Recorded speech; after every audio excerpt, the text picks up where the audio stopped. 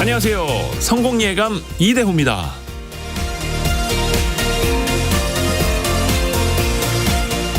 세상에는 내 맘대로 되지 않는 일이 참 많습니다. 어쩌면 거의 다라고 해도 과언이 아니죠. 내가 스스로 해야 하는 일도 쉽지 않은데 다른 사람과 함께 하거나 다른 사람을 통해서 이뤄내야 하는 일이라면 더더욱 쉽지 않을 겁니다. 나의 생각을 전할 때도 마찬가지죠. 아무리 옳은 말이라고 해도 너무 이성적으로만 전달하면 설득력이 떨어질 수도 있고요. 또 반감을 살 수도 있죠. 자기 자신을 통제하려면 머리를 써라. 다른 사람을 통제하려면 마음을 써라. 엘리너 루즈벨트 여사의 말입니다.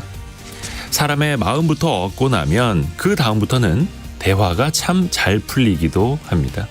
그래서 우리말에는 마음을 사다라는 표현도 있죠.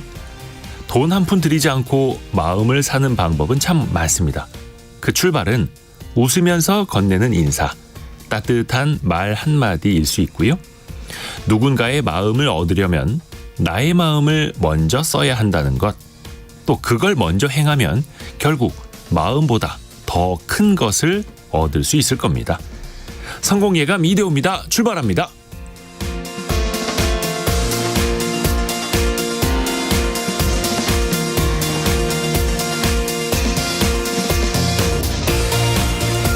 안녕하세요. 이대호입니다. 1월 30일 화요일입니다. 오늘 화요일은 KBS 기자들과 함께하는 원탁의 기자들 K가 찾아가는 날이죠. 신생아 특례 대출, 또 신규 보금자리론까지 정부의 신규 금융상품이 줄줄이 나오는데요. 과연 어떤 정책 효과를 보여줄지, 또 가계부채, 이 총량에는 과연 문제가 없을지 한번 짚어보시죠. 그리고 반도체 핵심 기술을 중국에 유출한 일당이 재판에 넘겨졌습니다. 이게 여러 소식들이 계속해서 중첩돼서 나오고 있어서 그 소식이 아니라 또 다른 소식인데요. 이번에는 동생이 구속되자 형이 범행을 이어간 케이스도 나왔습니다. 천태만상입니다. 이 산업기술 왜 유출이 끊이지 않는지 같이 한번 논의해 보시죠. 오늘의 경제상식 퀴즈 내드리겠습니다. 경제상식 퀴즈. 날씨가 추운데 뭔가 좀 따뜻한 국물이라도 대접을 해야 되는데 이걸로 저희가 대접을 해드려도 푸대접이 아닐까? 좀 걱정이 들기도 하는데요. 시장조사업체 유로모니터에 따르면요. 우리나라의 이 시장이 세계 8위로 올라섰다고 합니다. 1인 가구가 늘면서 식재료를 사두기보다는 양이 적어도 손쉽게 요리하는 걸 선호하고요. 가족 단위 역시 외식 물가가 너무 부담이 되니까 이것을 사서 먹는 경우가 늘고 있다라는 건데요. 몇 년 전만 하더라도 이건 좀 맛과 정성이 떨어지는 것 아니냐, 포장 음식 아니냐 이런 인식이 좀 많았었는데 이제는 맛집이며 유명 호텔 메뉴까지도 이런 식으로 많이 팔고 있습니다. 음식 재료와 양념을 포장한 다음에 조리 직전 단계에서 파는 것. 그래서 그냥 데워서 먹기만 하면 되는, 봉지만 뜯어서 데우기만 하면 되는, 이거를 뭐라고 할까요? 힌트를 좀 드리자면 식사와 묶음을 뜻하는 이제 영어의 합성어입니다. 조금 어려울 수도 있는데요. 밀가루 아니고 그 앞글자는 똑같이 시작을 합니다.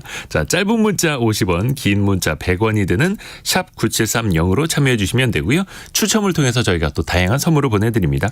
KBS 콩과 유튜브를 통해서도 함께 하실 수 있습니다. 성공예감 이대호입니다. 자주 검색하시면 성공이 가까워집니다.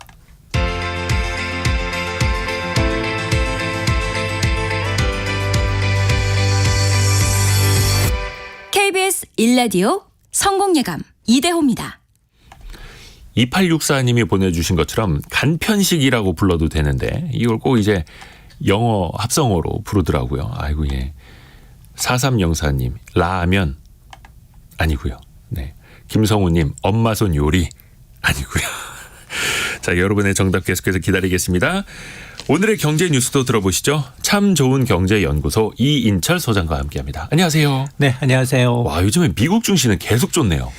부러우면 지는 건데 그래도 좋습니다. 부럽습니다. 네. 계속 올라요. 네. 뉴욕 증시가 지금 금리 결정 앞두고 또 사상 최고치를 갈아치웠습니다. 다우 지수가 0.59% 올랐고요. S&P 500 지수 역시 0.76%입니다. 뭐 지난주부터 계속 신고가를 경신하고 있는 상황이고 나스닥 지수도 1.12% 상승을 했습니다. 오늘은 사실 이렇다 할 만한 재료가 없었는데 미국 정부의 국채 발행 규모가 네. 당초 예상보다 좀 줄었다라는 소식이 이제 채권 가격이 오르고 채권 금리는 떨어지는 것으로 호재로 작용을 했습니다. 사실 이번 주 최대 관심사는 올해 첫 FOMC 회의 1월 이제 연방공개시장위원회 정례 회의, 뭐 고용 지표, 대형 기술주들의 실적 발표가 몰려 있거든요. 네. 30일, 31일 시작되는 이제 연준 첫 금리 결정 회의에서는 동결 전망이 압도적으로 우세합니다. 다만 첫 금리나 타이밍을 3월에 가져갈 것이냐 아니면 5, 6월로 미뤄질 것이냐 네. 이 관심이 쏠리고 있고 아마 이런 힌트를 제롬 파월 의장의 발언을 통해서 확인하는 과정을 거칠 것으로 보이고 이번 주 미국 기업들이 정말 굵직굵직한 IT 기업들 마이크로소프트, 알파벳, 어드밴스 마이크로 디바이스 여기다 애플, 아마존까지 대형 기술주들이 줄줄이 실적을 발표합니다. 또 하나가 국제유가예요. 지금 중동 지역에서 미군이 사망을 했습니다. 네. 그렇죠. 홍해 지역이 이제 긴장감이 고조되고 있는데 다행히 오늘 국제유가 내렸습니다. 네. 왜냐? 중국의 헝다그룹이 청산 소식이 나오니까 야 세계 최대 이 원유 소비대국 중국의 수요가 좀 줄어들지 않겠느냐라는 관측 때문인데 서부텍사산 중진유 가격이 1달러 넘게 내려서 배럴당 76달러에 이제 거래가 되고 있고 또 어제 코스피 지금 뭐 기관 외국인 매수 속에 2,500선 간신히 탈환을 했거든요. 오늘도 분위기는 나빠 보이지 않습니다. 지금 한 17포인트 정도 코스피는 오름세로 출발하고 있고 코스닥도 한 7포인트 정도 강세를 보이고 있습니다. 자, 그리고 우리나라 물가도 그렇고 미국 물가도 그렇고 조금은 이제 내려오고 있는 국면이긴 한데 한국은행이 재차 물가에 대해서 경고하는 메시지를 냈어요. 그렇습니다. 미국은 2% 물가를 봤어요. 네. 근데 이번 주 금요일 우리 소비자 물가 발표 있습니다. 지난달 6개월 연속 3%대로 이어질 가능성이 상당히 좀 높아 보이는데요. 네. 한국은행이 물가 안정 너무 조급하게 기대하지 말라. 라는 취지의 보고서를 발표했습니다. 오래 걸린다는 거죠. 물가가 제대로 잡히려면. 맞습니다. 어제 이제 한은이 물가 안정 기로에서의 전환 사례 분석과 시사점이란 보고서를 통해서 물가 안정기에 진입에 성공한 사례의 경우 최초 인플레이션 충격 발생 이후에 충격 발생 이전 수준으로 돌아가는 데는 평균 3.2년 정도가 소요된다라는 겁니다. 근데 우리나라 소비자 물가 상승률 아마 정점이 2022년 7월이었어요. 네. 아마 6.3%였었는데 그걸 고점으로 차츰 안정화는 되고 있는데 지금 뭐 지난해 8월 이후 3% 계속 3%를 기록하고 있어서 이게 평균적으로 이제 3년 정도 시간이 걸리기 때문에 정책 당국이 성급하게 완화 기조로 전환하게 되면 목표 달성이 더 지연될 수도 있다라는 겁니다. 따라서 우리나라 물가 상승률이 한해의 물가 안정 목표치 2%대로 낮아지기 위해서는 보다 더 일관된 통화긴축 기조를 유지해야 한다라는 건데요. 이른바 금리 인하 기대감에 좀 쐐기를 박는 느낌입니다. 그러면 물가를 좀 확실히 잡아야 되는데 여기서 금리를 더 올리기는 쉽지 않을 거고요. 물가를 확실히 잡으려면 어떻게 해야 한다는 겁니까? 맞습니다. 한국은행은 이제 국제통화기금 IMF의 보고서를 통해서 인용하면서 역사적으로 물가 안정 진입에 실패한 사례를 조목조목 예를 들고 있습니다. 대표적으로 실패한 국가 어디냐? 1970년대 오일 쇼크 당시에 미국, 1973년 프랑스, 그리스, 덴마크의 경우를 제시하고 있는데요. 이들 국가의 당시의 공통점은 뭐냐? 물가 관리 마지막 단계에서 이런 이 물가 상승 재발 위험이 상존하고 있는데도 불구하고 기저 효과로 인해서 안정된 것처럼 보이잖아요. 네. 이런 착시 현상에 속아서 정책 당국이 성급하게 통화 완화 정책으로 돌아섰기 때문에 물가가 다시 불안해졌다라는 설명입니다. 그래서 우리나라의 인플레이션 국면을 보게 되면 점차 인플레이션 지표가 낮아지고 있는 모습은 분명하다. 그러나 지금 마지막 단계의 리스크가 잔존해 있다라는 겁니다. 그래서 앞으로 이제 일부 물가 지표가 긍정적인 시그널이 나온다 하더라도 과도하게 의미를 부여하지 말아라. 다양한 지표들의 추세적 움직임을 인내심을 갖고 종합적으로 분석 판단하겠다라고 얘기했기 때문에 한마디로 한 마리 제비가 날아왔다고 해서 보면 아니다. 그러니까 이 김칫국 먼저 마시지 말아라. 긴축기조 당분간 할 거다라는 의미입니다. 아이고 좀 시간이 조금 더 걸려 보입니다. 그리고 때 되면 한 번씩 이제 보험 사기단 뉴스들이 나오는데요. 금감원이 이번에 좀 제대로 칼을 빼들었다고요? 맞습니다. 이게 금융감독 당국이 이제 보험업계와 공조해서 조직형 보험 사기에 대한 특별 신고 기간을 운영하겠다라는 겁니다. 네. 당장 신고 기간은 2월 1일부터 석 달간 3월 말까지인데요. 신고 대상이 보험 사기 혐의를 받고 있는 병원과 브로커입니다. 특히 병원 관계자, 브로커, 병원이 이용한 환자 등을 대상으로 해서 신고를 독려하겠다라는 건데요. 신고인이 병원 관계자다라고 하면 최대 5천만 원까지 포상금, 브로커의 경우는 3천만 원까지, 병원을 이용하는 환자의 경우는 1천만 원까지 특별 포상금을 받을 수 있습니다. 아하. 특히 이번 제보 사건이 보험 사기 혐의를 인정받아서 검찰로 송치된다. 이러면 별도의 일반 포상금을 더 지급받습니다. 신고는 이 금융감독원 보험사기 신고센터 국번 없이 1332번이나 또 각 보험사의 신고센터를 통해 가능합니다. 3천만 원에서 5천만 원까지 특별 포상금. 그러니까 이걸 알고 있는 내부자들이 적극적으로 신고해달라. 이게 사실은 내부자 아니면은 잘 알기가 어려워요. 그렇죠. 네, 내부 고발을 유도하는 겁니다. 그러면 이 보험 사기로 인한 손실이 그만큼 크니까 이 정도까지 포상금을 내건 거 아니겠습니까? 맞습니다. 보험금은 눈먼 돈. 수단 방법 안 가리고 타먹는데 이거 범죄거든요. 그렇죠. 사실은. 예. 근데 우리 접촉사고 나면 뒷목 잡고 진단서부터 끊잖아요. 근데 정말 이제 이 범죄로 생각 안 하고 하는 행위들이에요. 네, 네. 실제로 보험 사기에 가장 많이 가담하는 사람을 좀 꼽아봤더니 2022년 기준입니다. 네. 직업별로 1위가 누구냐? 탑5 중에 회사원이에요. 일반 회사원들. 네, 일반 회사원. 보험 이외에 이 일반 회사원이 1위고요. 이번 두 번째가 무직이나 일용직. 세 번째가 전업주부도 있습니다. 4위는 더 충격적이에요. 학생이에요. 5위가 운수업 종사자였습니다. 이거는 보험 3년 사기에 적발된 사람들. 적발된 사람들이. 네. 그러니까 3년 연속 순위가 바뀌지가 않았어요. 아, 근데 이 사실은 이게 다른 범죄와 달리 보험이라는 건 회사원이나 전업주 이 평범한 사람들이 그만큼 눈에 두드려졌다는 건데 이런 보험 사기에 대해서 별다른 죄의식을 갖고 있지 않다는 거거든요. 그러네요. 실제로 서울대하고 보험연구원이 용역 결과를 통해서 보험 사기로 인한 보험사의 손실액을 따져봤더니 연간 6조 2천억 원에 달합니다. 이게 가구당 약 30만 원의 보험금을 추가로 부담하고 있다는 셈이거든요. 예. 그러니까 이제 보험 사기로 인한 것은 누군가한테는 선량한 사람들한테는 사실은 이건 피해를 주는 거기 때문에 좀 근절돼야 되고요. 이 지금 포상금 걸고 신고받을 정도까지 지금 우리나라에 보험 사기가 좀 만연해 있다라는 좀 부끄러운 현실입니다. 속된 말로 이제 나이롱 환자였는데 이게 사실 엄밀히 보면은 보험 사기 일종일 수도 있다라는 맞습니다. 것도 정만 경각심을 좀, 거기에 두고 예. 밤에 되면 외출해서 소주 마시고. 그러게요. 또, 예.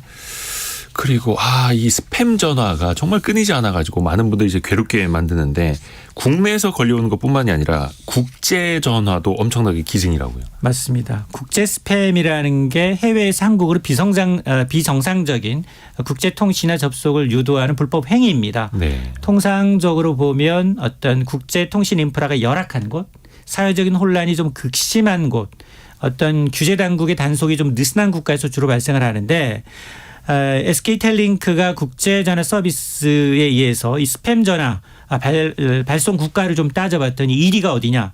튀니지입니다. 튀니지. 아프리카의 이 튀니지가 전체 한 12%이고 국가 번호가 216번이에요. 앞자리.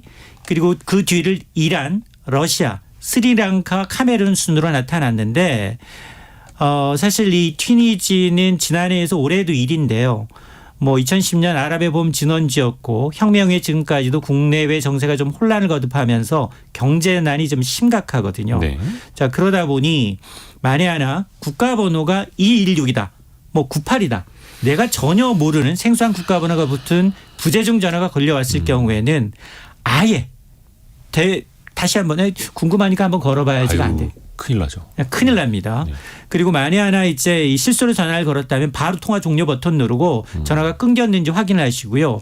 또 이런 경우에는 국제 발신 문자 속에 출처 확인되지 않은 URL을 또 보내는 경우가 있어요. 그렇죠. 그러니까 아예 이걸 스팸 등록해 놓으시는 게 좋겠습니다. 받지도 말고 터치하지도 말고 그게 최상책인 것 같습니다. 아, 이게 좀 끊겨야 되는데요. 이 스팸 전화들 너무 기승입니다. 참 좋은 경제연구소 이인철 소장과 함께했습니다. 고맙습니다. 네, 고맙습니다.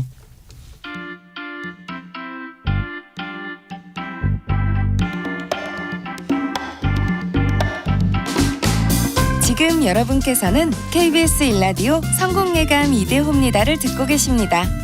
참여해주신 여러분께는 추첨을 통해 아름다운 식탁 창조 주비푸드에서 자연에서 갈아 만든 생와사비를, 쉽고 빠른 판촉물 제작 시너지 기프트에서 LED 무드 등 스탠드를, 그리고 성공예감에서 준비한 커피 쿠폰을 보내드립니다. 당첨자는 성공예감 이대호입니다 홈페이지에서 확인하세요.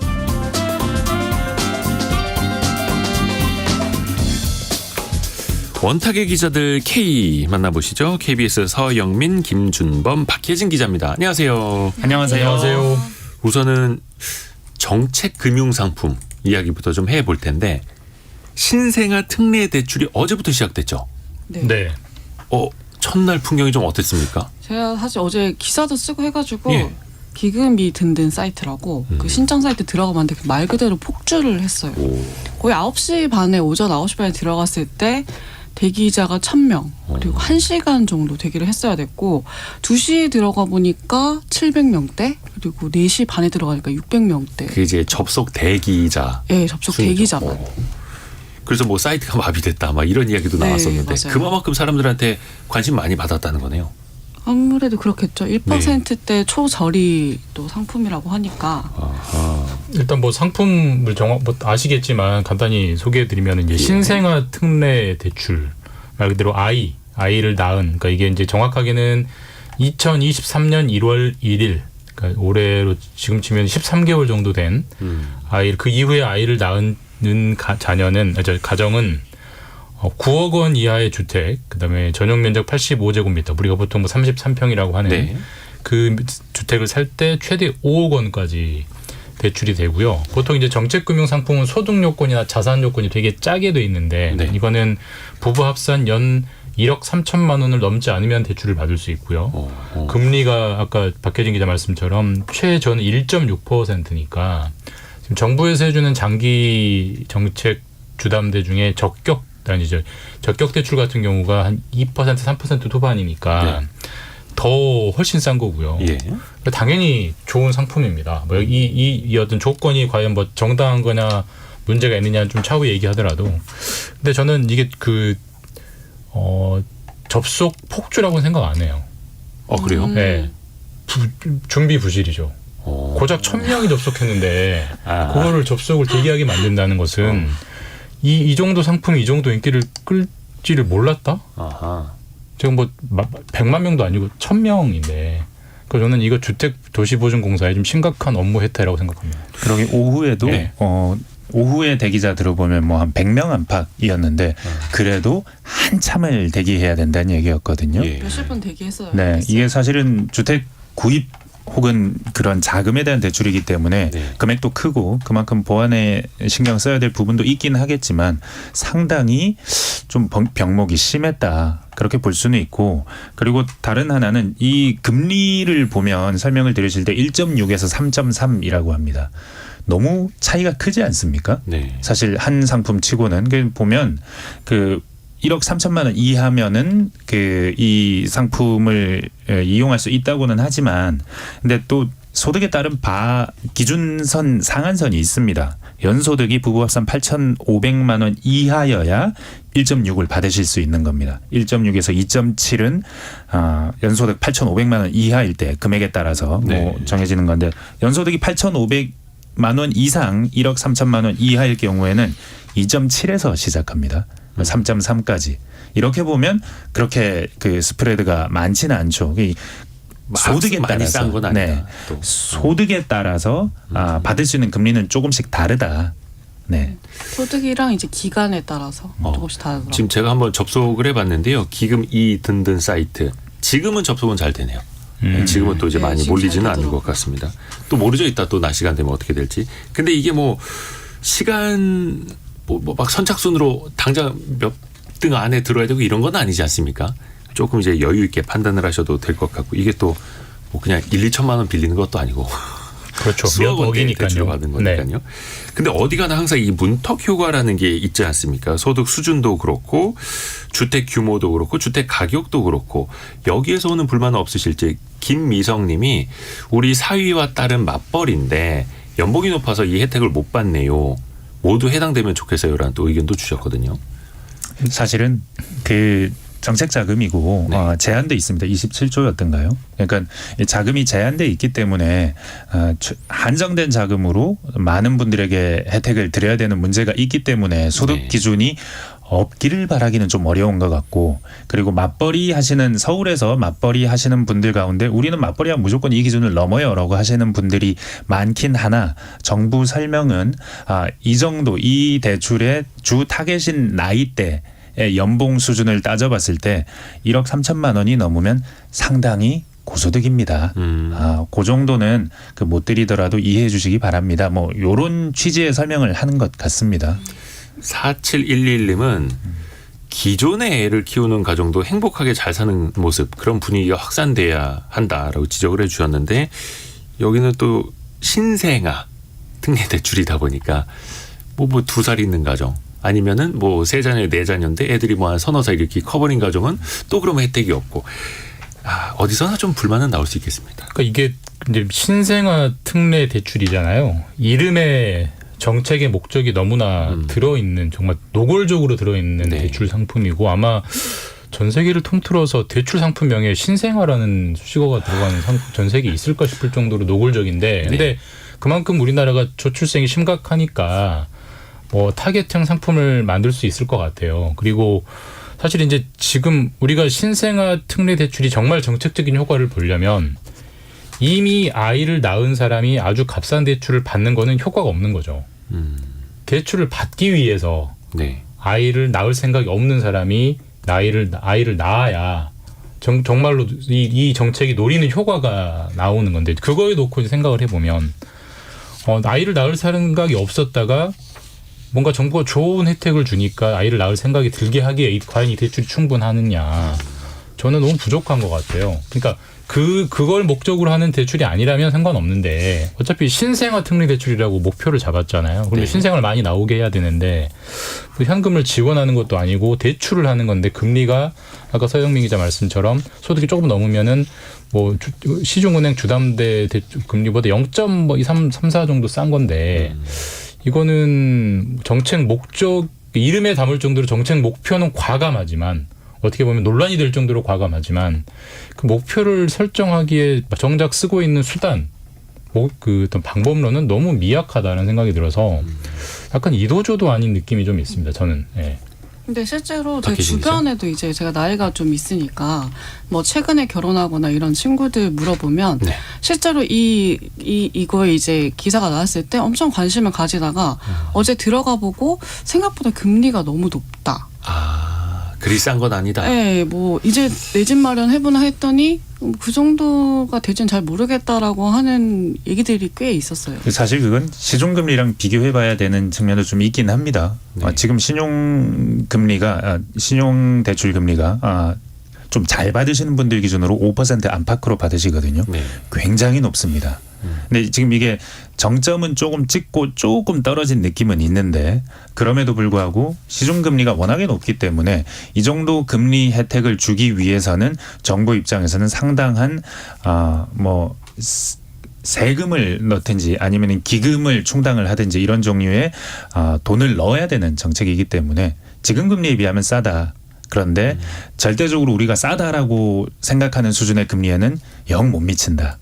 뭐 그런 기대치의 차이가 있긴 하겠죠. 또 아직 기준금리는 인하가 되지 않았습니다만 시중금리는 그래도 작년 하반기에 비해서 조금씩 그래도 좀 내려온 기미도 있고요. 거기에 비교해서 사람들이 이제 선택을 하게 될 텐데 또 다른 그 정책 상품도 있습니다. 보금자리론. 네. 사실 특례 보금자리론 때문에 보금자리론이라는 상품을 잊고 지낸 측면도 있는데 이게 재출시된다 하더라고요. 이건 오늘부터.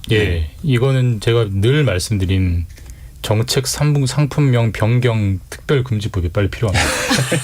헷갈려요. 너무너무 헷갈리고요. 자, 제가 말씀드릴게요. 안심전환대출, 적격대출, 보금자리론, 특례보금자리론이 있어요. 이걸 다 구분할 수 있는 사람이 있을까요? 어우, 헷갈려요. 저도 오늘 토론하려고 다시 공부하고 왔습니다. 그렇죠, 자, 그렇죠. 정리하면은 특례보금자리론이라는 게 작년에 잠깐 있었습니다. 그렇죠. 그게 원래 안심전환대출과 적격대출과 기존의 보금자리론을 합쳐서 만든 거예요. 그리고 특례보금자리론은 굉장히 특이하게 보통의 대부분의 정책 상품은 한 6억 원 이하 정도의 값싼 주택을 살 때만 적용해 줬었는데 상대적으로. 특례보금자리론은 9억 원 이하까지 이제 해줬고 근데 그게 작년까지입니다. 네. 근데 이게 좀 논란이 있었죠. 이것 때문에 괜히 집값을 띄운다. 오히려 네. 가계 부채를 늘린다 이런 논란이 있어서 이건 없어졌고요. 원래 보금자리론으로 돌아와서 지금은 정부 정책 상품이 딱 2개 있습니다. 디딤돌 대출이랑 보금자리론이 2개가 있고요. 네.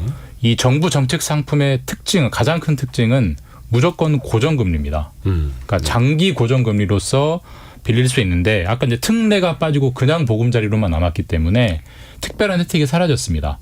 6억 원 이하를 살 때만 보금자리론을 대출을 받을 수 있어요. 그러니까 종전에 특례 보금자리론은 6억 원, 9억 원 사이까지도 커버를 해줬는데 6억 원 이하의 주택을 살 때만 보금자리론을 살 수 있기 때문에 사실 서울에서는 현실적으로 대상 주택을 사기가 어려울 것 같고 서울 외곽이나 수도권에서 주택을 사시려는 분들이 이 소득 요건에 맞으면 한 2%대 아주 장기 고정 금리로 살 수 있는 좋은 상품이니까 받아볼 만은 한데요. 다만 작년에 특례 보금자리로는 정부가 그 전체적인 목표를 한 45조 원 정도까지 잡았어요.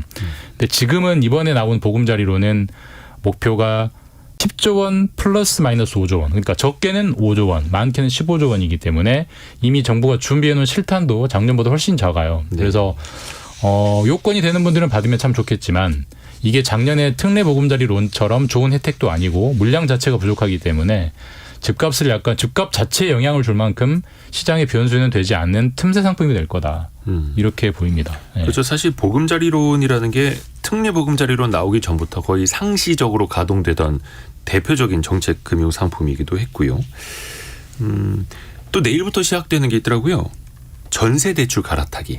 그러니까 작년에는 신용 그리고 최근에는 주담대. 주택담보대출도 네. 갈아타기였고 이제는 전세 대출도 갈아타기가 가능해진다고요? 이게 대환대출 플랫폼 이용해서 하는 거죠? 맞습니다. 처음에 대환이라고 했을 때 우리는 그냥 주택 구입 자금에 대한 대환만 생각을 하는데, 근데 전세 자금도 이게 필요하다. 이게 만약에 그 구입 자금이 이렇게 비교가 가능하고 갈아타는 시스템이 온라인으로 가능하다면 전세라고 안 될 건 없으니까 조금 그렇죠. 복잡하지만 왜냐하면 이게 그 주택 담보대출은 담보가 있는 거지만 전세는 사실은 담보가 있느냐 했을 때는 좀 물음표가 붙는 것도 사실이기 때문에 약간 기술적인 상품 자체에 차이가 있기 때문에 어려움은 있겠으나 못할 건 없다 했고 지금 이제 다시 시작을 이것도 개시를 한 겁니다. 당연히 이제 금리를 비교를 해서 조금이라도 값싸게 갈아탈 수 있다면 이자 부담을 또 줄일 수 있는 순효과가 있을 거고요. 전세 대출은 특징이 사실은 원금을 잘 갚지 않기 때문에 이자 정도 부담하기 그렇죠. 때문에 이 구입 자금과 그 부담의 크기는 좀 다릅니다. 구입 자금은 지금 거의 대부분 원리금 분할 상환 대출이기 때문에 네. 그래서 이것도 호응이 있기는 하겠으나 이 금리 수준의 그 소비자들은 아마도 이자의 측면에서 따져볼 텐데 이자로만 따지면 이게 10,000원, 20,000원 차이일 수도 있거든요. 월 이자로 따지면 그런 부분들은 좀 잘 따져볼 부분이지 싶습니다. 근데 전세 대출은 갈아타는 수요가 주택담보대출보다는 상대적으로 좀 적을 수는 있을 것 같은데 예. 그럼에도 불구하고 이런 갈아타기 비교를 편하게 해주는 건 정말 좋은 서비스다. 실제로 주택담보대출 갈아타기는 이미 시작됐잖아요. 불과 한 달이 안 됐는데 이미 나온 효과가 12,000명이 갈아탄다고 신청을 했고 그 금액이 2조 원이고요. 제일 중요한 게 금리인데 갈아타기 전과 갈아탄 후의 금리를 비교해 보면 한 1%포인트 정도가 낮아져요. 네. 그럼 그게 대략 한 3, 4억 정도 빌렸으면 1년에 3,400만 원이 주는 거기 때문에 엄청난 혜택입니다. 근데 이것은 뒤집어서 얘기하면은 그동안에 할 수 있었는데 안 했다는 거잖아요. 근데 정부가 이렇게 서로 비교하게 은행들을 이렇게 억지로 끌고 와서 비교를 시키니까 은행들이 울며 겨자 먹기로 하고 있는 건데 은행들이 울며 겨자 먹기라는 것은 소비자들 입장에서 좋은 거니까 그렇죠. 어쨌든 그게 뭐 신용대출이든 뭐 주택담보대출이든 앞으로 더 나아가서 뭐 사업자 대출이건 간에 이런 대출들을 서로 비교할 수 있게 하고 소비자들이 갈아타기 편하게 해주는 것은 전 어떤 방향이든 무조건 맞는 정책이다라고 생각합니다. 네. 일단 갈아타기니까 이게 총량이 증가하는 데는 별 영향은 없겠습니다만 여러 가지 뭐 특례 대출이라든지 보금자리론 이런 게 또 한번 가계부채를 좀 자극할 우려는 없을까요? 분명히 있습니다. 이게 지난해 그 특례 대출 나왔을 때도 그랬죠. 이게 결국은 그 재작년 연말 정점을 찍고 떨어지던 그 주택 가격을 부양한 측면이 분명히 있고 그래서 사실 지난해 그 주택 가격을 보면 꽤 회복이 됐습니다. 근데 지금 다시 또 좀 떨어지려고 하고 있죠. 고금리 때문에. 지난해 한 5, 60조 원 정도 규모였다면 다 이것저것 다 하면 올해는 얼마나 될지는 모르겠으나 여튼 그 정도 돈이 시장 안으로 들어오게 되는 겁니다. 뭐 대환도 들어있긴 하지만 특히나 이 신생아 특례 같은 경우에는 애가 태어나고 나서 2년 안에 이거 가입해야 됩니다. 그 말은 애가 있으면 집을 사세요라는 뜻이 될 수도 있는 겁니다. 그 말은 내가 집을 살 시기를 조금 땡길 수도 있게 되는 겁니다. 애가 생겼을 경우에. 사실 애가 생겼다고 바로 집을 사기에는 집 가격은 꽤 부담이 되거든요. 근데 이런 특례 대출이 있으면 당겨서 살 것이기 때문에 없던 수요를 창출하는 효과는 분명히 있다. 그것이 주택 가격을 좀 부양해 주는 효과도 분명히 있을 것이다. 꽤 규모가 있기 때문에. 근데 박혜진 기자. 제가 생각할 때는 그 특례보금자리론 같은 경우에는 소득이나 면적 제약 같은 게 사실 없었잖아요. 네. 근데 이번에 이제 신생아 특례 대출 같은 경우에는 대출을 열어주는 모양새긴 한데 좀 더 까다로워요. 소득 제한이 어쨌든 있으니까. 네. 면적 제한도 그렇고. 그리고 보금자리론 같은 경우에도 보면 이게 시중은행이랑 비교했을 때 과연 금리가 메리트가 있을지 이런 생각이 사실 들어서 이게 애초에 이 정책을 내놨을 때 이런 가계대출이나 이런 부분을 좀 고려해서 내놓은 게 아닌가 저는 그런 생각이 들었거든요. 너무 팍 튀어오르지는 않게. 그렇죠. 그래서 실수요자 입장에서는 애게 이게 뭐야 라고 할 수 있겠지만 또 가계부채 총량 관리 측면에서 보면 그래도 이렇게라도 관리를 해야지. 라고가 될 수 이게 있겠고. 저는 작년하고는 약간 좀 다른 것 같아요. 작년에 특례 보금자리론 같은 경우는 정부가 이제 마음 놓고 한번 허리띠 푼 거고요. 한번 확 먹어보자 해서 막 풀어서 실제로 가계부채 많이 늘었는데 올해 보금자리론이나 신생아 특례 대출 같은 경우는 기대했던 것만큼 뭔가 큰 혜택을 주는 대출이 아니고요. 그다음에 아까 정부가 준비한 실탄 자체가 작년보다 현저히 적어서 사실 올해 가계부채가 얼마나 관리되느냐의 키워드는 제 생각에는 신생아 대출이나 보금자리론이라기보다는 DSR인 것 같아요. 정부가 정말 DSR을 공언한 대로 깐깐하게 관리할 거냐, 네. 아니면 깐깐하게 관리하다가 부동산 시장이 죽는 것 같으면 유예하고 미루고 이렇게 할 거냐. 이게 이제 관건인 것 같아요. 실제로 2월부터는 스트레스 DSR이라고 해서 네. 변동금리를 상품 받는 사람한테는 DSR을 계산할 때 0.75%. 그러니까 거의 1%죠. 1%가 오를 거를 가정하고 DSR을 계산해 버리거든요. 네. 그러면 훨씬 더 대출이 적게 나옵니다. 아주 강한 원칙인데 그 원칙을 꼼꼼하게 지키면 12월까지 흔들리지 않고 지키면 가계부채가 관리가 되겠죠. 근데 우리가 여러 정부에서 학습했지만 항상 모든 정부가 그렇게 목표를 발표했다가 정작 부동산 시장이 냉기가 얼어붙고 너무 떨어진다 싶으면 뭐 정책 시행 유예 2년 뒤로 미루고 뭐를 예외로 하고 이렇게 했거든요. 그걸 과연 흔들리지 않고 갈 수 있을 것이냐. 그게 우리 가계부채 총량 관리의 핵심적인 관건이 되지 않을까. 저는 그렇게 봅니다. 지금 전체적인 네. 부동산 시장 상황을 보면 뭐 태양건설 문제도 있지만 PF 대출 쪽이 불안합니다. 그리고 그렇죠. 정부에서 지금 저축은행들 모아서 관리하라, 대손 충당금 다 쌓으라, 뭐 이런 얘기들을 했거든요. 그 말은 저축은행 차원에서 PF 대출에 문제가 있다면 이걸 정리하는 시간이 오고 이때 뭐 시중은행들이 동원될 가능성도 있고 이런 상황을 쭉 보자면 주택시장 상황이 녹록치 않습니다. 그래서 좀 이 주택 가격이 하방 요인이 굉장히 많은 상황이다. 현재로서는 그렇게 볼 수 있는데 그렇다면 정부로서는 좀 더 이 하방 상대방의 속도가 만약에 붙는다면 떨어지는 속도가 빠르다면 그걸 좀 늦춰야 될 필요성은 틀림없이 있을 테고 그러면 이런 종류의 특례 자금의 기준이 좀 완화되거나 특례 자금을 더 많이 만들거나 하는 방식으로 대응할 수 있을 것 같아요. 왜냐하면 이건 맞춤형이고 딱 대상이 정해져 있는 거기 때문에 요만큼만 불린다면 큰 문제 없을 거야라는 어떤 계산도 가능할 수 있거든요. 정부 입장에서는. 그래서 계속 이런 것들이 조금씩 나오지 않을까 저는 그렇게 생각합니다. 지금 주택 상황이 별로 좋지 않기 때문에. 그렇죠. 그래서 주택 시장도 좀 연착륙으로 관리를 하고 가계부채도 관리를 하면서 저출산 현상도 좀 타개할 수 있는 약간 그런 또 혜택을 또 주는 일거양득의 정책이 돼야겠죠. 일단은 순기능이 좀 나타나길 바라보겠고요. 다만 또 장현희 님 같은 경우에는 미래의 가수율을 너무 당겨오는 것 아닐까 싶네요. 라는 이야기도 좀 주셨고요. 경제상식 퀴즈 한 번 더 내드리고 또 두 번째 저희 이슈로 넘어갈게요. 요거는 이제 세 글자입니다. 퀴즈의 정답은 세 글자고요. 포장만 뜯어서 굽거나 끓이면 끝. 근데 요즘에는 일반 식사뿐만이 아니라 명절을 앞두고도 명절상에도 이걸 올리는 분들이 꽤 많이 있다고 합니다. 근데 아까 그 정답 보내주신 분들 이야기를 들어보면요. 손문호님이 갑자기 아내의 요리 솜씨가 늘어서 이상하다 했는데 그게 이거였군요.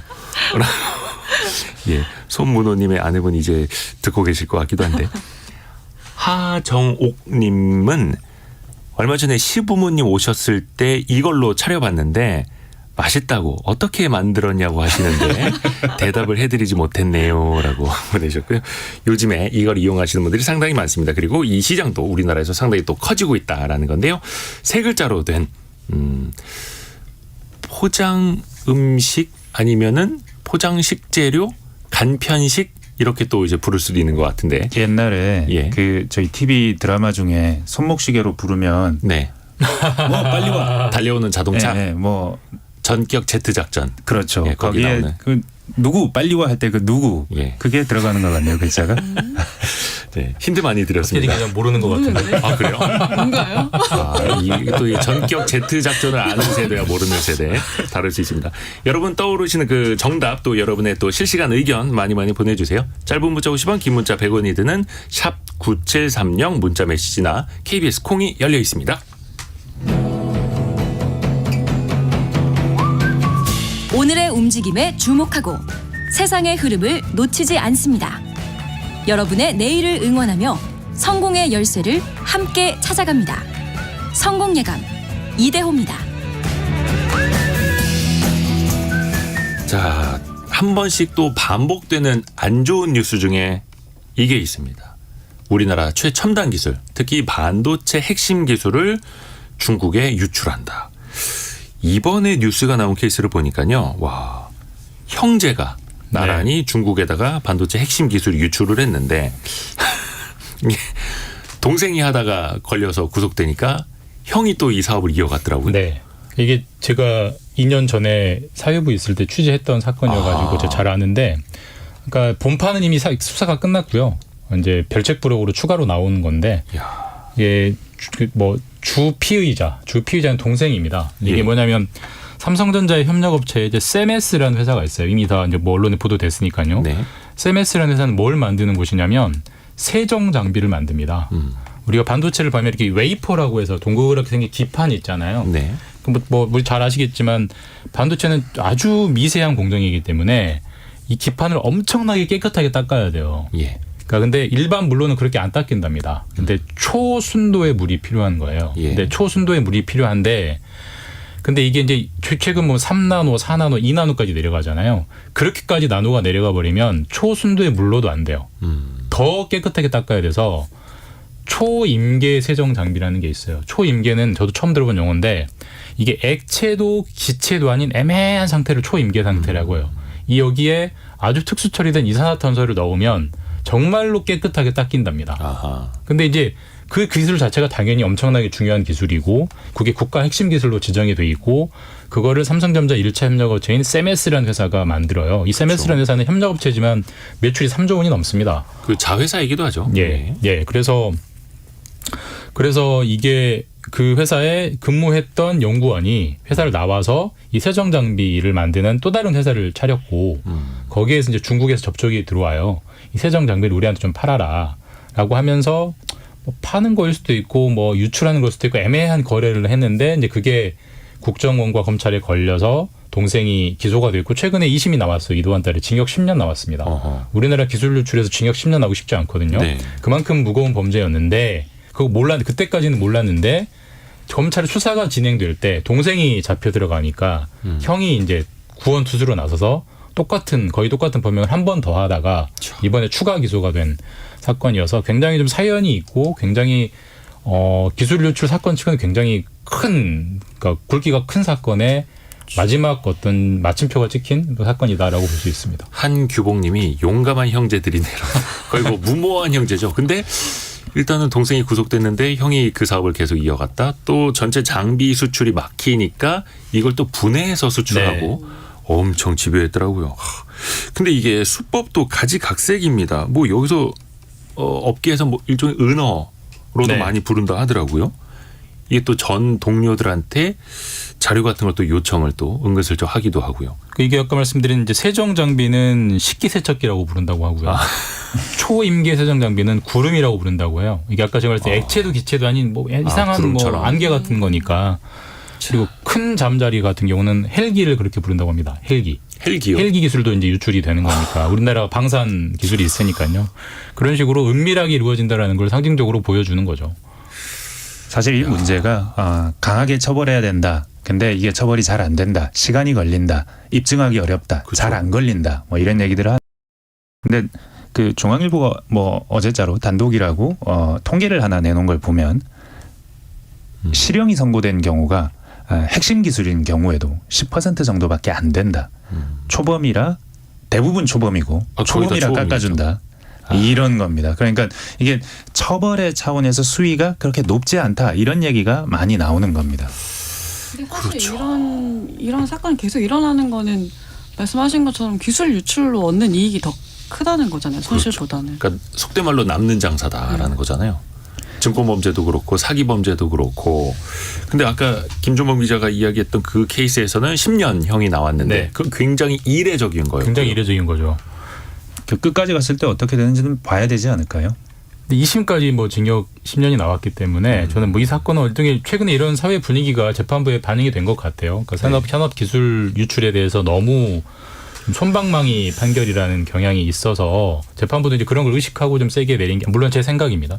그런 게 있지 않나라는 생각이 들고 어쨌든 지금 전반적인 분위기는 법을 바꿔서라도 이게 적용되는 법이 두 가지더라고요. 산업기술보호법이랑 방위산업기술보호법. 그러니까 이제 군대 기술은 따로 보호하는 건데 그 두 가지를 개정을 해서 기본적으로 형량을 높이는 쪽으로 이제 법은 만들고 있고요. 또 핵심적인 게 이게 막 저도 약간 공부하면서 알게 됐지만 이게 그 기술 유출범은 이제 목적범이에요. 그러니까 우리가 이제 목적범이라는 것은 이 기술을 유출해서 해외에서 이 기술을 사용하게 할 목적으로 범행을 저질러야 처벌이 되는 건데 그 사람이 그런 목적을 가졌다는 것을 검찰이랑 경찰 수사기관이 입증을 해야 돼요. 근데 사람이 그 마음속에 어떤 마음을 먹고 있는지 입증한다는 게 쉬운 일은 아니거든요. 여러 가지 증거가 훨씬 더 다른 범행보다 많이 뒷받침돼야 입증하기 되기 때문에 현재로서는 목적을 입증해야만 처벌할 수 있게 돼 있어서 법원에서 약한 판결이 나올 수밖에 없도록 돼 있습니다. 구조적으로. 왜냐하면 입증이 너무 까다로우니까. 그래서 그 입증을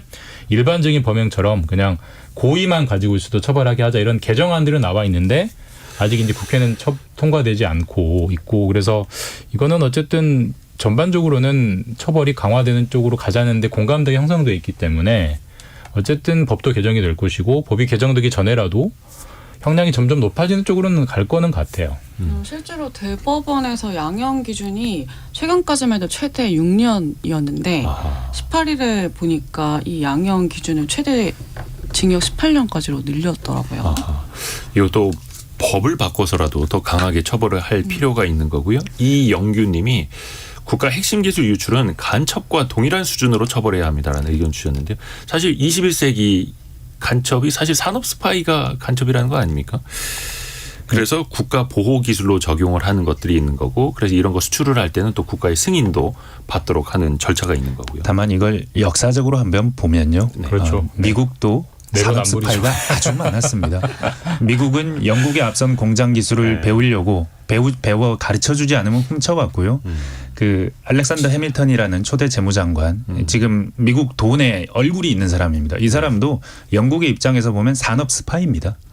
그리고 중국이 지금 하는 일들이 다 산업 스파이 일인데 부상하는 나라들 그리고 지적재산권이 없는 나라들은 이 지적재산권을 수단과 방법을 가리지 않고 확보해 왔던 것들이 그렇죠. 인류의 역사다.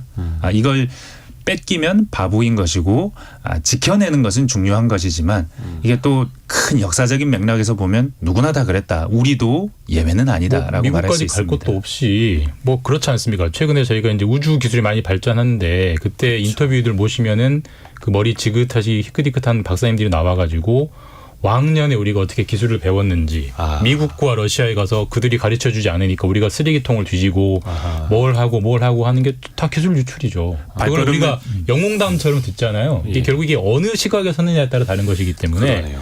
마치 기술은 물이 높은 곳에서 낮은 곳을 흐르려고 하듯이 당연히 우리가 반도체와 그 디스플레이 기술이 워낙 좋기 때문에 빼가려고 하는 건 너무나 본능이죠. 그걸 지켜야 하는 것도 당연히 우리의 의무인데 역사적으로 보면 약간 입장 바꾸기 게임이다 이거는. 그런 측면도 있죠. 물론 이제 관점에 따라서 다를 수는 있는데 일단 우리나라 국가적으로는 반드시 또 지켜야 하는 기술임에 그렇습니다. 틀림없고 꼭 지켜야 합니다. 또 하나 관점에 따라서 또 달라질 수 있는 게 개개인들의 직업 선택의 자유가 있기 때문에 미국 가서 일하건 중국 가서 일하건 한국에서 일하건 근데 이것도 해외 업체 입장에서는 내가 높은 연봉을 주고 스카우트하는 거다. 근데 국내에서 봤을 땐 이거는 불합리한 인력 빼가기고 그들의 머릿속에 지식재산권이 담겨 있기 때문에 네. 이걸 또 어떻게 할 것이냐. 이게 되게 또 고민이 되는 지점이거든요. 이거 잘 한번 생각해 봐야 됩니다. 그 예. 애플이 몇 년 전부터 매우 빼어난 반도체 칩을 만들어서 스마트폰도 만들고 컴퓨터도 만들거든요. 그래서 다른 회사들하고 현격한 차이가 있다고 했는데 최근 1, 2년 사이 이 차이가 줄어들고 있습니다. 이를테면 컴팩 같은 곳에서 만들어내는 반도체가 애플이 만드는 것과 거의 흡사한 성능을 낸다거나 아니면 뭐 엔비디아도 뭐 다른 기업들도 다 그런데 보면 그 안에 보면 애플에서 일하던 기술자들이 밖에 나와서 스타트업을 차리고 그 스타트업을 컴팩이 사고 아니면 뭐 다른 AMD가 사고 어디서 사고 이런 식으로 사실은 기업을 사는 것 같지만 사람의 기술을 사는 이런 형태의 거래가 굉장히 많습니다. 그렇죠. 근데 이 많은 것들을 애플은 다 규제를 하고 싶죠. 규제를 하고 싶은데 그 촘촘하게 규제되어 있는 다양한 그 어떤 미국의 법망 안에서도 이걸 빠져나가서 자연스럽게 사람이 넘어감으로써 노하우가 넘어가는 이런 일들이 계속해서 반복해서 일어난다는 겁니다. 한국과 중국 사이에서 그런 일이 일어나는 것이 완전히 잘못됐다라고만 하기는 어렵습니다. 다만 그게 사람이 넘어가더라도 그 회사의 기술에 그 저작권이 있는 기술들이 함부로 그렇죠. 넘어가지 않게 예. 촘촘하게 아주 촘촘하게 그 못 넘어가게 하는 것은 국가의 역량이고 국가 제도의 힘이라고 할 수 있습니다. 근데 이게 뭐 옳다 그르다를 떠나서 경향만 보면 이게 아무래도 정부가 하는데 한계가 있을 수밖에 없다는 생각이 들 수밖에 없는 게 어떤 사람을 소위 말해서 꼬여가지고 이렇게 유혹해서 그 사람을 통해서 기술을 배우는 거는 이제 되게 전통적이고 옛날 방식이고요. 네. 정말 중요한 방식은 방금 서영민 기자가 말한 것처럼 회사를 M&A로 합병을 해버려요. 기술, 그러니까 회사 자체를 가져가는 거기 때문에 그렇죠. 거기에 있는 무형의 자산을 어디까지는 가져가도 되고 어디까지는 가져가면 안 되를 정부가 일일이 심판처럼 판단한다는 게 현실적으로 어렵거든요. 그러니까 그런 식으로 정말 중요한 기술들은 또 요즘 뭐 기술 이전 협약 같은 것도 많이 활성화돼 있고요. 그래서 다른 방식으로 약간 이게 공식적인 비즈니스 같기도 하고 아닌 것 같기도 한 방식으로 들어오기 때문에 수사기관이 일일이 체크해서 따라간다는 게 뭐 당연히 열심히 해야겠지만 현실적으로 어려운 측면은 계속 생길 수밖에 없다. 그렇게 패턴 자체가 바뀌는 거죠.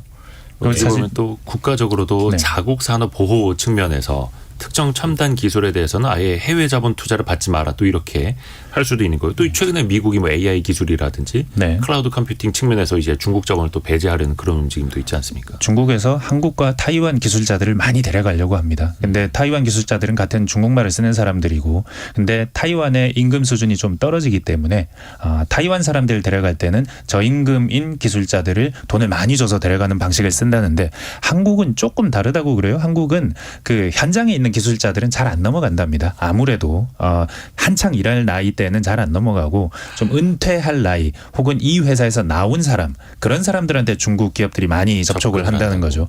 접촉의 느낌이 다르다는 걸 보면 그래도 우리나라 사람들이 그렇게 쉽게 넘어가지는 않는 경향이 있다라는 정도는 이해하실 수 있을 겁니다. 예전에 어떤 기사 보니까 삼성전자 수원 사업장 앞에서 아예 그 브로커가 활기치고 돌아다닌다.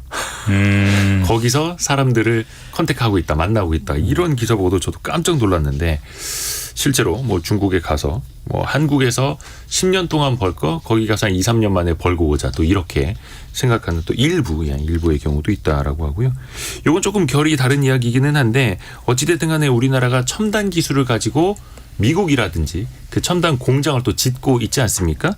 미국에서 조만간 이제 발표를 한다고 하는데, 보조금, 사실 보조금 준다고 하면서 삼성전자 이렇게 꿰어서 데려가고 하는 것도 좀 있지 않습니까? 받은 줄 알았지만 아직 받지 않은 거였죠. 예. TSMC도 아직 받지 않은 거였죠. 그래서 공장을 지금 한 라인을 팹을 짓습니다. 삼성도 TSMC도 하나씩 더 짓는다, 몇 개 더 짓는다 이런 얘기는 있는데 짓는다는 공식 발표를 안 해요. 왜냐하면 첫 번째 공장 짓고 보조금을 받아봐야, 그래야 니네들이 확실히 주는지 보고 또 짓겠다, 이런 기류가 TSMC도 삼성도 있습니다.